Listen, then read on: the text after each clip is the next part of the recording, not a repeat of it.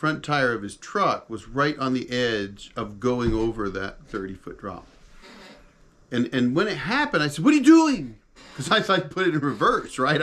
I thought for some reason he had jammed it in reverse and was backing down the hill. And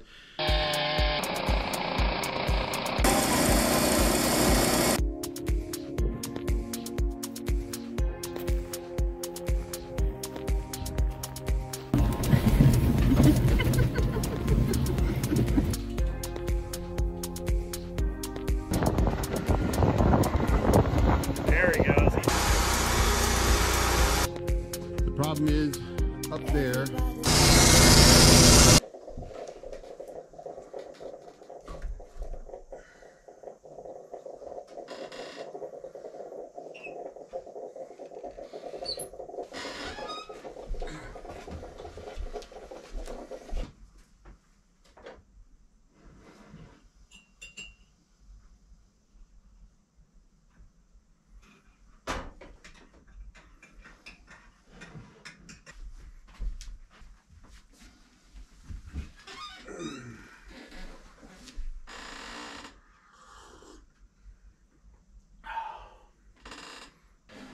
Morning. All right. I've been building this cabin for 12 years. If you're going to build a cabin, some people build them pretty fast. Some people put them up in a weekend. I have neighbors that they got friends together and they designed their cabins and they ordered every nut and bolt piece of wood, roofing, felt, insulation, flooring. They ordered everything all at once. And they had it all delivered. And then within like a week, they framed up their cabin and had it almost done. So it's certainly possible to build a cabin in the woods in a remote location and have it built very quickly. Number one, if you're on a tight budget, it's going to be a little harder to do that. Unless, of course, you want to go into debt to do it. And I don't think going into debt to build a cabin is a good idea. So when I started building this cabin, I started with $2,000. So, but you could start similarly to that. I started with a couple $1,000 and a design, which was a 14 by 24 cabin. So the plans gave me materials and all that kind of stuff that I needed. So I decided to go with a post and pier foundation, very simple foundation. And it's basically put some kind of concrete block in or on the ground. In this case, they were in the ground, but not below the frost line. Now, strictly speaking, you're not supposed to do that because you can get frost heave and all these other kind of things. But the reality is, I wasn't building this cabin as a house to go live in at the time. I was building it as a vacation spot and a hunter's cabin, you know, a place to go to get away. I wasn't that concerned with the foundation. And quite frankly, though there are many people out there that might watch this that will disagree with my next statement, quite frankly, there are lots of cabins built on post and pier foundations above ground that are still standing 100 years later. And so yes, you're going to get frost heave. Yes, there's going to be some issues with it. However, in this location, it's very, very dry. And so in reality, I've had very little frost heave. The frost heave has been negligible. And that's really been an interesting thing. Now, I did put the blocks slightly below grade, not below the frost line, but below grade. So I think that the deepest section, they were down about 2 feet instead of 3 or 4 feet.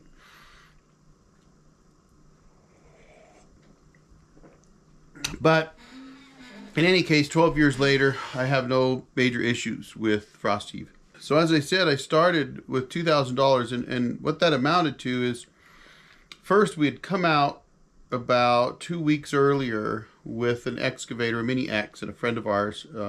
He came out and ran the excavator, and we dug trenches for where I would put my pier blocks. And after digging those trenches, he also did some road cleanup and that kind of thing. So we had a great weekend. We camped out. We'd already determined where to put the cabin. I'd driven up in my Jeep even earlier than that, and we'd come up a couple times. And I pretty much decided to put the cabin where it is based on solar activity. And honestly, it wasn't because of solar panels. At the time, I wanted shade. Later, I realized that was not a great idea, but at the time I wanted shade because it can get 100 degrees here in the summer. Typically in this area, because we're up at 3,200 feet, it gets in around, in the 90s, but even in the 90s, it's very hot and dry. And a cabin in the woods that is 90 degrees inside isn't a cabin you're going to spend a lot of time in. So I wanted to put it in the shade. There were some big trees here. There was a big enough spot. So we cleared that spot a little bit with the excavator, dug some trenches, and took off. And then it was Labor Day weekend of 2009, drove up with my sons in our Jeep. It was a Jeep Cherokee that I loved. I'd done a lot of work to, and it was a great Jeep. And we towed an ATV trailer up with a bunch of lumber in the back. And some Simpson brackets and screws and tools and whatever else. And we drove up, and that first weekend we built the 4x8 pressure treated beams and put them on posts mounted to the pier blocks, and we framed in the floor and put the lid on. So the first weekend we framed the floor. And that was it. We framed the floor, put the lid on, and that was the cabin build that we had begun. And then from Labor Day weekend after we left through to early December, we began a crazy period of running up to the cabin on weekends, sometimes every weekend. Sometimes I'd run up on my own there and back on a Saturday, and it's a 4.5 hour drive. But you're in your 40s, you still got a lot of energy, you're still young enough that you can do those 9-hour drives and still function during the day. But so I would run up almost every weekend. The boys would be coming up with me, and we came up and we framed a couple walls, and then it was hunting season. And we came up and we did some hunting, and we had just bought the property. We didn't know much about it. We knew there were deer running around. They weren't here during hunting season. They generally aren't. But we came up, and I think we maybe put up another wall or something, and we kept the tarp over the cabin, couple walls and floor, and then between then and Thanksgiving, we were up framing up more walls, and we got walls framed up. We'd come up and we might just frame one wall. We'd frame that wall and we'd get that wall up and we'd get it sheeted, and then we would head south again. And on the weekend of Thanksgiving in 2009, my son-in-law came up, as well as my sons, and we framed the lofts, the two lofts, not the cross section, but the main two lofts. And we actually got a fair amount of the roof framing in. And then in early December, the boys and I came up and we framed most of the roof. We didn't get it sheeted, but we had most of it framed. And the weather was so bad. It was about 10 degrees out. It was snowing. The wind was blowing. We were trying to live in a tent trailer. So you can imagine, winter camping. Well, we did a lot of winter camping, so it wasn't that we weren't used to winter camping, but you're in a tent trailer that you're trying to insulate and keep reasonably warm so that everything doesn't freeze, but things did freeze. And it'd be below freezing at the floor in the tent trailer, and it'd be 80 degrees at the roof. And even though we had Reflectix insulation wrapped around the outside of the tents on the tent trailer, And we had 1-inch rigid foam in the walls and all kinds of stuff and under the beds and everything. And it did okay. I think the sleeping compartments on that tent trailer were about 50 degrees when we went to bed at night. We all had 0-degree sleeping bags, so we were fine. And it was kind of fun. My boys are teenagers, so I think they enjoyed the camping aspect of it, but they didn't enjoy so much the working aspect of helping Dad build the cabin. I hope one day they both look back at it. I know that one does anyway, but I hope they look back at it with good memories down the road. I certainly would have if it were me. But anyway, so what we did is I had bought this massive tarp. It was like 40 feet by 60 feet or something like that. This huge, huge blue tarp. And we got that pulled over the cabin enough to keep the cabin dry. And the weather was so bad that there wasn't going to be any cabin building done through the rest of December or January. And I think I did make it up either later in December or early January of 2010 with my wife in the Jeep. And the Jeep would make it up here in pretty deep snow. But there wasn't any work you were going to get done for the most part. We weren't going to pull in new materials, for example. But we came up and we checked on the place, and then in February of 2010, we came up with a door, I believe.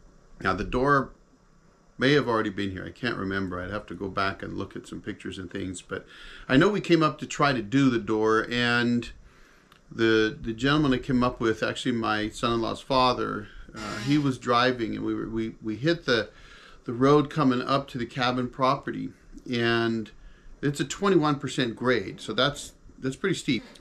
So we were driving in his truck, and he didn't have chains on. It was my first winter, really coming up. I'd come up in the Jeep a couple times, which had siped Toyos on it, and those Toyos were great. I mean, that thing was really great. Although I learned that weekend they weren't as great as I thought they were. But anyway, so we were coming up, and we hit the driveway going up, and he got up about maybe halfway, a little over halfway, and then all of a sudden the truck just instantly reversed down the hill. Now you have to understand, not only is it about a 22% grade, there's a drop on one side, and that drop goes from probably 30 feet to 80 feet near the top. There's trees at the top section, so you're not going to go very far, but down below you could easily roll down into the creek bed below. And even though it's only about 30 feet's a big roll. So we literally were driving up the driveway and then instantly slid back down the driveway. And when we stopped, the driver's side tire, front tire of his truck, was right on the edge of going over that 30-foot drop. And when it happened, I said, "What are you doing?" Because I thought he put it in reverse, right? I thought for some reason he had jammed it in reverse and was backing down the hill, and he was saying, "I don't know." You can imagine, right? He's freaking out because all of a sudden he's just suddenly gone in reverse about 50 feet. And I'm freaking out thinking, what the heck is he doing driving in reverse in a dangerous place like this so quickly? I mean, it was fast. We were probably doing 30 miles an hour. 30 miles an hour going downhill, unintentionally, that is. So at that point, we decided we're not going to try to drive up that hill. We didn't have chains. And my sons were driving my Jeep, and I contemplated trying the Jeep and decided not to. So we parked at the bottom of the hill, and we walked into the cabin. And I had two ATVs here at the time. So we took those two ATVs and we drove them down to the trucks, and then we hauled everything in on the ATVs. When we left, we actually hauled everything out on the ATVs, and I think we had a ladder that I probably have a picture. If I do, I'll drop it in here, that either one of my sons did on one ATV or two of them on two ATVs managed to get this ladder out. It was ridiculous. It was kind of a crazy thing to do, but you know, all teenage boys are crazy. But we didn't get much done. We didn't get the door on. I don't know what we tried to do that weekend. We ended up really spending the most of the time camping and burning firewood, and But anyway, so now a little later, we get into the late winter, spring of that year. We finally get a door on. We get the the roof framing done. I think by April of that year, we got the roof framing done, the sheeting done, got the gables done. All through 2010, we would make trips up, on a weekend, usually once a month or once every 2 weeks at this point. We'd come up, and usually by then it was my oldest son and I. My youngest son had moved up to Canada. So I think the point is, as I'm rambling on a little bit here, the point is that, well, I started with $2,000 and built a floor, and the $2,000 was supposed to pay for the framing. I was off by about $1,000 at the time. But, you start with something. What my wife and I did is we budgeted a specific amount every month that we could afford to put into the cabin build.